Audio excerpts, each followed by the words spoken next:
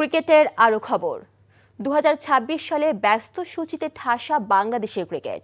ফেব্রুয়ারিতে টি-20 বিশ্বকাপ দিয়ে আন্তর্জাতিক ক্রিকেট শুরু হবে লাল সবুজদের, আর বছরটা শেষ হবে দক্ষিণ আফ্রিকা সফর দিয়ে। এবছর তাদের বড় চ্যালেঞ্জ থাকবে ওয়ানডে সিরিজগুলোতে। 2027 বিশ্বকাপে সরাসরি কোয়ালিফাই করতে র্যাঙ্কিংয়ে উন্নতির বিকল্প নেই বাংলাদেশের। মমিনুর রিপনের ডেস্ক রিপোর্ট। সময়ের সঙ্গে আন্তর্জাতিক অঙ্গনে ব্যস্ততা বেড়েই চলেছে বাংলাদেশের। নতুন বছরে 7টি দ্বিপাক্ষিক সিরিজ খেলতে হবে তাদের। 4টি হোম সিরিজের সঙ্গে থাকছে 3টি অ্যাওয়ে সিরিজও।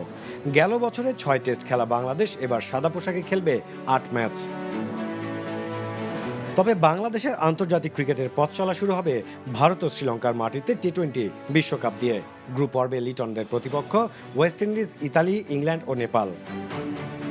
বিশ্বকাপ শেষ হতেই পাকিস্তানের বিপক্ষে হোম সিরিজের প্রস্তুতি নিতে হবে বাংলাদেশকে। তবে পূর্ণাঙ্গ এই সিরিজ ভেঙে অনুষ্ঠিত হবে 2 ভাগে, পাকিস্তান সুপার লিগের আগে ও পরে। এই সিরিজ শেষে বাংলাদেশ সফরে আসবে নিউজিল্যান্ড ও অস্ট্রেলিয়া।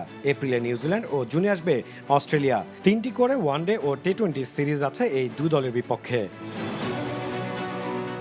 এরপর জুলাইয়ে জিম্বাবুয়ের সফরে 2 টেস্ট ও 5 ম্যাচের ওয়ানডে সিরিজ আছে বাংলাদেশের।